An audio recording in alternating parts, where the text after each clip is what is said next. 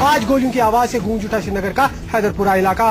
सेना की एक टुकड़ी पर सरेराह मिलिटेंटों ने किया हमला, कई घंटों तक हुई गोलीबारी। श्रीनगर के पौष इलाके में आर्मी की गाड़ी पर घात लगाए आतंकियों ने ताबड़तोड़ फायरिंग करनी शुरू कर दी। ये फायरिंग उस वक्त हुई जब आर्मी के जवान श्रीनगर से बारामूला जा रहे थे। बिना वक्त गवाए आर्मी ने आतंकियों से लोहा लिया। आड़ में छिपे आतंकियों पर जवानों ने जवाबी फायरिंग की। रिहायशी इलाका होने की वजह से फौरन पूरे इलाके को खाली करा दिया गया और पूरे इलाके की घेराबंदी कर दी गई। माना जा रहा है कि आतंकी रिहायशी इलाके के घरों में जाकर छिप गए हैं। आतंकियों की तरफ से हुई अचानक इस फायरिंग में 5 जवान मौके पर ही शहीद हो गए, वहीं कई जवान घायल हो गए। देख ही रहे हैं कि ये आर्मी की गाड़ी खड़ी है। यहाँ पीछे की तरफ से गली से ये कुछ ये दहशत पसंदी आए हैं जिन्होंने कातिलाना हमला किया है। ये मिलिटेंट हमला प्रधानमंत्री मनमोहन सिंह के जम्मू कश्मीर के दौरे के ठीक एक दिन पहले हुआ है। 25 जून को प्रधानमंत्री जम्मू श्रीनगर रेल सेवा का उद्घाटन करने पहुंचने वाले हैं।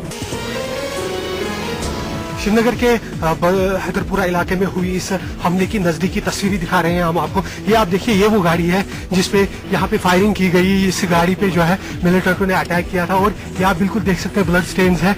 ये जो बिल्डिंग आप साथ में देख रहे हैं क्लासिक हॉस्पिटल ये है और इसी हॉस्पिटल से होते हुए इसी दीवार को फांदते हुए मिलिटेंट यहाँ से भागे हैं और ये पूरा इलाका जो अब है सुरक्षा के कड़े घेरे में है पुलिस के।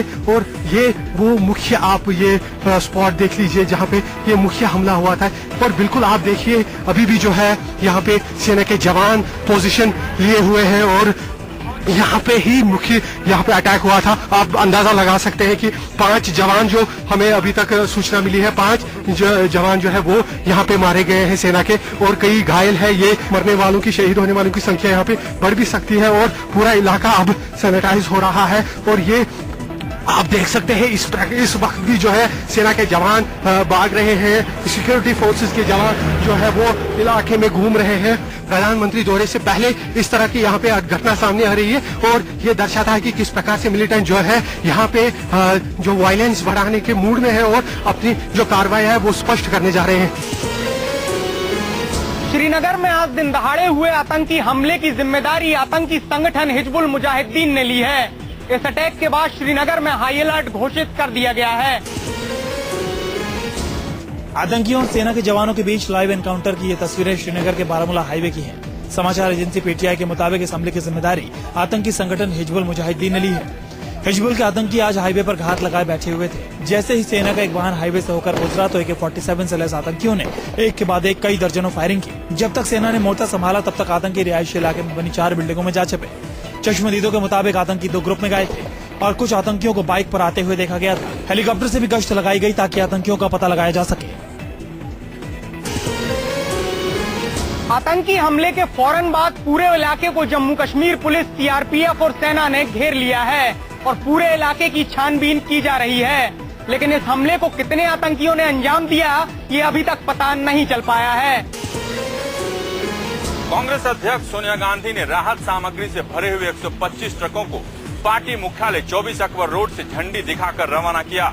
राहत सामग्री से भरे हुए ये ट्रक त्रासदी से पीड़ित लोगों के लिए उत्तराखंड में भेजे गए हैं।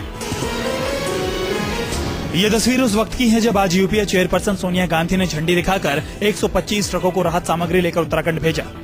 बीजेपी के तमाम आरोपों के बाद आज इस मौके पर आखिरकार कांग्रेस उपाध्यक्ष राहुल गांधी भी नजर आए। राहत सामग्री भेजे जाने के इस मौके पर राहुल गांधी मंच पर ही मौजूद थे। सोनिया गांधी और राहुल गांधी के अलावा दिल्ली के मुख्यमंत्री शीला दीक्षित, वित्त मंत्री पी चिदम्बरम, सड़क परिवहन मंत्री ऑस्कर फर्नांडिस और कांग्रेस महासचिव अंबिका सोनी और अजय माकन भी मौजूद थे। राहत कार्य को तेज करने के लिए कांग्रेस ने देहरादून में एक नियंत्रण कक्ष बनाया है। फ्लैग ऑफ किया, ये संकेतित है। इसके बाद चालू रहेगा, हर रोज 10, 12, 5, 7 ट्रक्स हम भेजते रहेंगे और जिसमें सिलसिला चलता रहे। कांग्रेस ने जिस तरह से राहत सामग्री भेजने के लिए टेंट लगाकर और झंडी दिखाकर ट्रकों को रवाना किया, उससे सियासत भी शुरू हो गई है। सवाल ये है कि आखिरकार राहत सामग्री भेजने के लिए कांग्रेस ने इतने तामझाम का सहारा क्यों लिया? उत्तराखंड में आई तबाही के 8 दिन बाद भी लोगों को बचाने की कवायद में जुटे हैं एयरफोर्स के हेलीकॉप्टर। लेकिन आज रुक रुक के हो रही बारिश की वजह से लोगों को रेस्क्यू कराने में काफी दिक्कतों का सामना करना पड़ा है। हजारों लोगों की जिंदगी बचाने में जुटे हैं एयरफोर्स, सेना, ITBP और NDRF के जवान। हजारों लोग अभी भी पहाड़ों में फंसे हुए हैं। सेना अपना सबसे बड़ा रेस्क्यू ऑपरेशन करने में जुटी हुई है, लेकिन आज लगातार हो रही बारिश में रेस्क्यू में दिक्कतें आ रही हैं। पहाड़ों पर मचे महाविनाश के बाद से भारतीय वायुसेना के जवान दिन रात एक कर लोगों को बचाने में जुटे हुए हैं। अब तक हुए सेना के एक हफ्ते के रेस्क्यू ऑपरेशन में तकरीबन 80,000 लोगों को रेस्क्यू कर सुरक्षित ठिकानों पर पहुंचाया जा चुका है। लेकिन अभी भी उत्तराखंड के अलग अलग दुर्गम इलाकों में फंसे तकरीबन 10,000 श्रद्धालुओं का रेस्क्यू सेना के लिए चुनौती बनी हुई है। मौसम विभाग ने आशंका जताई थी कि अगले कुछ घंटों में पहाड़ों पर एक बार फिर भारी बारिश हो सकती है। ऐसे में एयरफोर्स के लिए सभी लोगों को पहाड़ों से सुरक्षित निकाल लेना एक बड़ी चुनौती है। सेना के रेस्क्यू हेलीकॉप्टर मौसम के बिगड़ते मिजाज के बीच मौत की घाटी में फंसे हुए श्रद्धालुओं को महफूज ठिकानों तक पहुंचाने के लिए लगातार उड़ान भर रहे हैं। Weather is not playing, but whatever opportunity we are getting, we are doing it. If the weather is bad, nothing can happen. But whenever opportunity like today happens, we'll keep doing. सेना के अधिकारियों की माने तो अगर मौसम और नहीं बिगड़ा तो जल्द से जल्द सभी फंसे हुए लोगों को बाहर निकाल लिया जाएगा और उन्हें सुरक्षित स्थानों पर पहुंचा दिया जाएगा। हम इस वक्त गुप्तकाशी में मौजूद है और यहाँ पर मौसम फिर से बिगड़ना शुरू हो चुका है। बारिश शुरू हो चुकी है, जैसा कि पहले से ही मौसम विभाग ने भी चेतावनी दे रखी थी। ऐसे में जो रेस्क्यू ऑपरेशन है केदारनाथ और जंगल पट्टी और उसके आसपास के इलाकों में, उसमें कहीं ना कहीं बेहद मुश्किलें पैदा हो रही हैं। आप देख सकते हैं तस्वीरों में घने बादल ने जो केदारनाथ की पहाड़ियां हैं उसको पूरी तरीके से ढक दिया है। ऐसे में हेलीकॉप्टर्स का फ्लाई करना बेहद मुश्किल होता है। साथ ही हेलीकॉप्टर्स अगर फ्लाई भी करते हैं तो लैंड करने की विजिबिलिटी जो है वो पूरी तरीके से जीरो हो जाती है, तो लैंड नहीं हो पाता है। तो लिहाजा जो रेस्क्यू ऑपरेशन है उसमें देरी हो रही है। जो लोग अंदर फंसे हुए हैं उनके लिए और मुश्किलें पैदा हो रही हैं। और साथ ही जो आर्मी के जवान है जो लगातार जंगल के रास्तों से जो लोग फंसे हुए उनको नीचे उतारने की कोशिश कर रहे हैं। ऐसी बारिश में जो चट्टानें हैं वो कहीं ना कहीं खिसक रही हैं, मट्टी धंस रही है, तो ऐसे में बेहद मुश्किलें पैदा होती हैं। आप तस्वीरों में देख सकते हैं सामने पूरी तरीके से केदारनाथ की जो पहाड़ियां हैं वो बादल में ढक चुकी हैं। और ऐसे में जो नीचे से जो हेलीकॉप्टर जो नीचे से उड़ान भरते हैं वो फिलहाल पूरी तरीके से रुक चुके हैं, वहीं के वहीं है, क्योंकि अब इस मौसम के अंदर हेलीकॉप्टर्स का फ्लाई करना बेहद मुश्किल साबित होता है। हालांकि कुछ और घंटों तक इस तरीके की बारिश हो सकती है। हालांकि मौसम विभाग का ये भी कहना है कि 2 से 3 दिन अब इसी तरीके का मौसम केदारनाथ के आसपास रहेगा। तो लिहाजा जो लोग अभी भी फंसे हुए हैं उनको अभी थोड़ा और इंतजार करना पड़ सकता है। इस वक्त मैं गंगोत्री में हूँ और गंगा के किनारे खड़ा हूँ। गंगा मैया की अगर बात करें तो यहाँ से थोड़ी ही दूर पर गोमुख है जहाँ से गंगा निकलती है। और जिस हिसाब से 15-16 को बारिश हुई उसके बाद अचानक से बाढ़ जैसा माहौल हुआ, उसके बाद से स्थिति बिल्कुल भी अलग हो गई। इस जगह की बात करें तो यहाँ बहुत ज्यादा नुकसान नहीं हुआ। अगर हम जान माल की भी बात करें और अगर हम मानव की बात करें तो यहाँ किसी तरह का नुकसान नहीं हुआ। ये वो जगह है जहाँ लोग गंगा स्नान करते हैं। लोगों की ये मान्यता है, गंगा यहीं से निकलती है और गोमुख से निकलकर गंगोत्री होते हुए गंगा नीचे जाती है। तकरीबन 2500 किलोमीटर के पूरे सफर में गंगा जीवनदायिनी कहा जाता है। और इस जीवनदायिनी गंगा की स्थिति क्या है आप देख सकते हैं, अपने पूरे विकराल रूप में है। अभी तो थोड़ा कम नजर आ रहा है, लेकिन यकीन मानिए इस महीने में जितना पानी यहाँ देखने को मिल रहा है वो बताता है कि कहीं न कहीं ये पर्यावरण बिगड़ा है। और इस पर्यावरण के बिगड़ने के लिए जो कोई भी जिम्मेदार हो कोशिश करना चाहिए कि उस जिम्मेदारी को ले, ताकि आने वाले दिनों में इस तरह की कोई घटना न हो। हम गौरीकुंड से आगे बढ़ रहे हैं। जाहिर है रास्ता बेहद खतरनाक होने वाला है क्योंकि इसके आगे बिल्कुल भी रास्ता नहीं है। सेना के जो जवान लगे हुए हैं वो रास्ते बनाने रहे हैं, लेकिन अभी भी लोग जो है वो इलाकों में फंसे हुए हैं। और जो सेना के लोग हैं वो बकायदा इन रस्सियों के सहारे लोगों को ऊपर पहुंचाने की कोशिश कर रहे हैं। देखिए किस तरह सेना के जवान लगातार जो लोग नीचे फंसे हुए हैं उन्हें एक रस्सी के जरिए बाहर निकाल रहे हैं। सेना के जवानों ने एक रस्सी बांधी है और जो लोग नीचे फंसे हुए हैं पिछले 7-8 दिनों से नीचे हैं उन्हें यहाँ तक जो बाहर ऊपरी इलाका है ये गौरीकुंड का, यहाँ तक लाने के लिए जवान उन्हें बकायदा रस्सियों की मदद से उनको निकाल रहे हैं। साथ ही आपको बताइए किस तरह से तमाम टीमें, एनडीआरएफ की टीमें हैं, आईटीबीपी की है, सेना के जवान है, सभी लोग लगे हुए हैं कि जो लोग यहाँ फंसे हैं उन्हें किस तरह निकाल जा रहे। ये गौरीकुंड है, सब कुछ यहाँ तबाह हो चुका है, कोई भी नामो निशान नहीं बचा है। और जाहिर है जो लोग अभी भी पहाड़ों में छुपे हैं, बचे हैं, उन्हें बचाने की कोशिश की जा रही है, उन्हें नई जिंदगी देने की कोशिश की जा रही है। और इसमें जो जवान है वो सब लगे हुए हैं। गणेश चट्टी में हम लोग एक टेंट बना के रहते थे, वहाँ पे कभी कभी बिस्किट विस्किट फेंका जाता था, पर वो नदी में गिर जाता तो कुछ मिलता नहीं था। तो वहाँ पे चने वने जो घोड़े के लिए आते वही थे, वही हम लोग खाते थे, वो भी नहीं मिलते थे कभी कभी। 10 दिनों बाद ही सही सब लोग बाहर आ गए हैं, माँ बाप भी बाहर आ चुके हैं। अब ये बच्ची जो है वो भी बच गई है। तो कहीं ना कहीं बड़ी मदद हो रही है लोगों को, जो लोग अंदर छुपे हैं, जो लोग अभी भी वहाँ है जहाँ तक ना हेली पहुँच पा रहा है और ना ही कोई और साधन पहुँचने का। तो जवान जो लगे हैं, चाहे वो एनडीआरएफ के हो, आईटीबीपी के हो, एयरफोर्स के हो, तमाम जो सेना के जवान है वो उन्हें मदद कर रहे हैं और उन्हें यहाँ से निकाल रहे हैं ताकि उन्हें यहाँ से बाहर भेजा जाए और उन्हें नई जिंदगी मिल सके। भारतीय वायुसेना का मिशन गंगोत्री जारी है और लगातार गंगोत्री और आसपास के इलाकों में फंसे लोगों को निकालने की कोशिश की जा रही है। इस गंगोत्री की ओर बढ़ रहा है। गंगोत्री से 30 किलोमीटर पहले हार्चिल एक जगह है। हार्चिल में बताया जा रहा है कि करीब 1,500 के आसपास लोग फंसे हुए हैं। उन लोगों को निकालने की कोशिश की जा रही है। फिलहाल आप देख सकते हैं कि यहाँ पर तबाही का मंजर पहाड़ों में दिख रहा है। बहुत सी ऐसी जगह है जहाँ पर लैंडस्लाइड हुए हैं, पत्थर नीचे आकर गिर गए हैं और कई जगह पर रोड खराब हो गया है। तो फिलहाल इन्हीं हेलीकॉप्टर का ही सहारा है जिनकी मदद से हार्चिल में फंसे लोगों को निकाला जा सकता है। तो लगातार ये रेस्क्यू ऑपरेशन चल रहा है। भारतीय वायुसेना के जवान लगे हुए हैं। गंगोत्री और आसपास के इलाकों में अगले 24 घंटे में बरसात हो सकती है।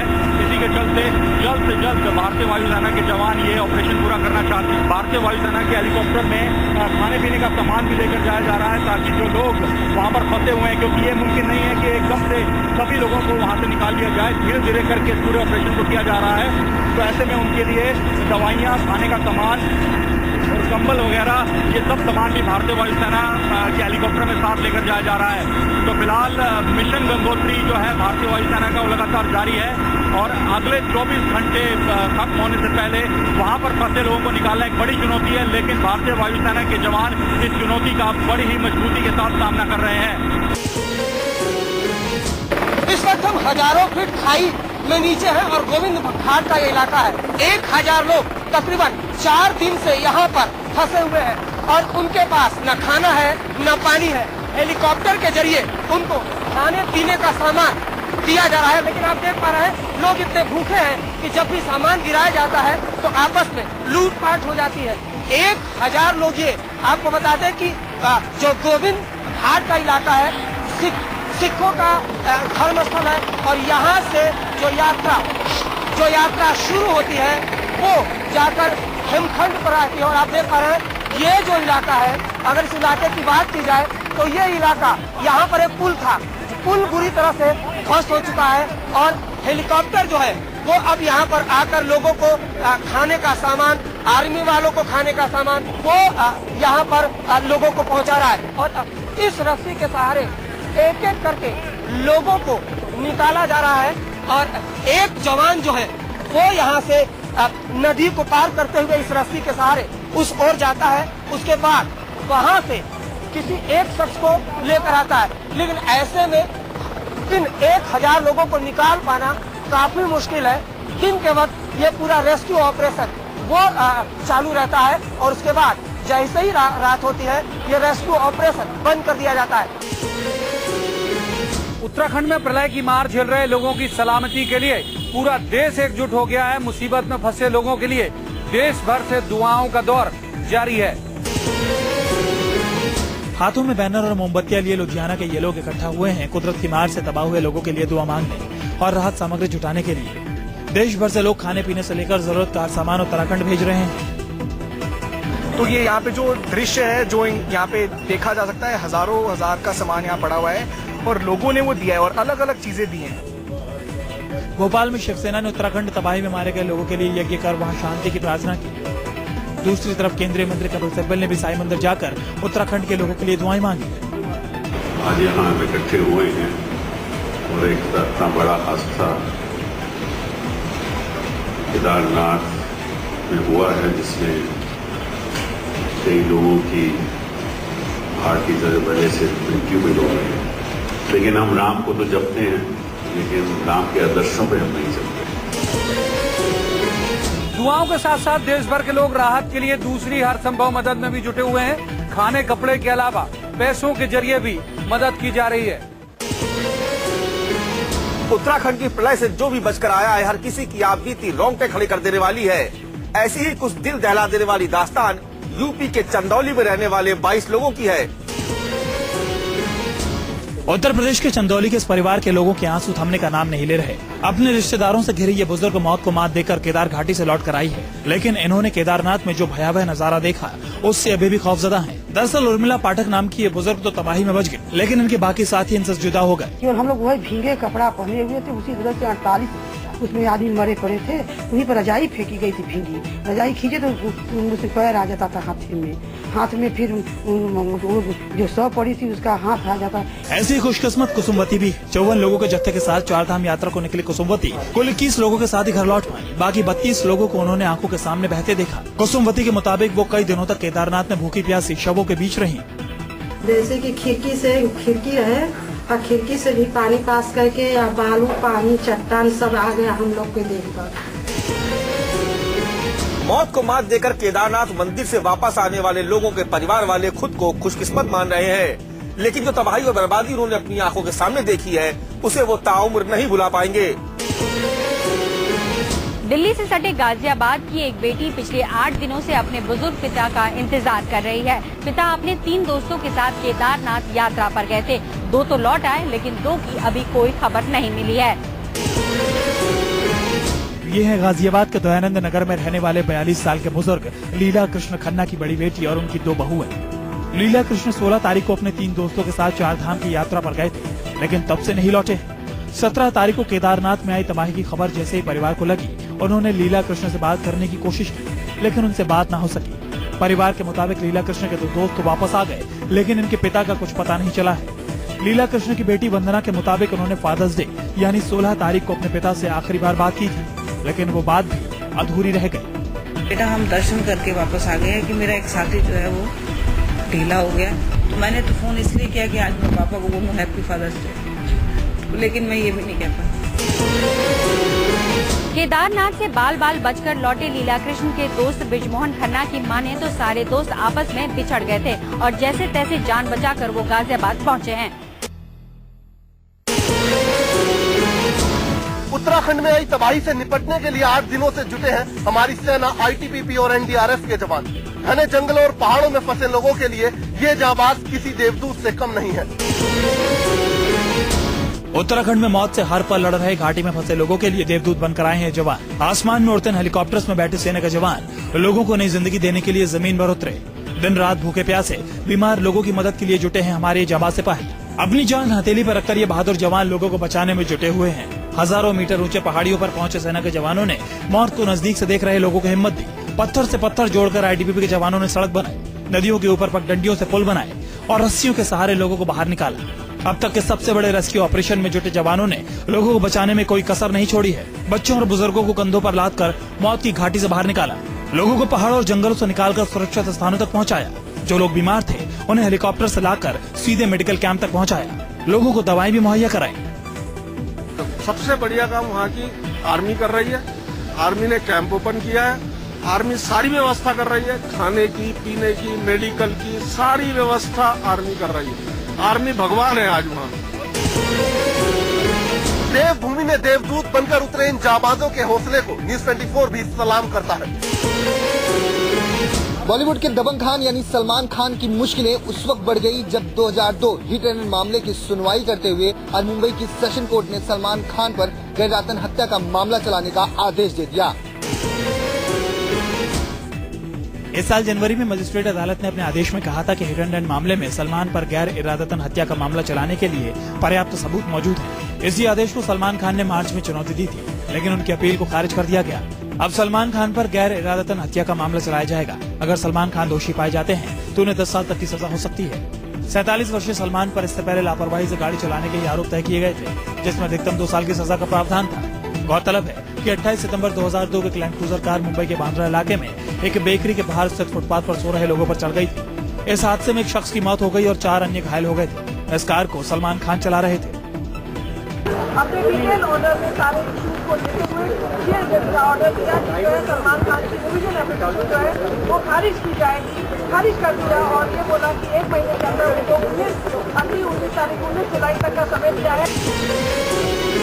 अब मामले की सुनवाई 19 जुलाई से शुरू होगी। वहीं सलमान खान के वकील सेशन कोर्ट के फैसले को चुनौती देते हुए हाई कोर्ट का दरवाजा खटखटा सकते हैं।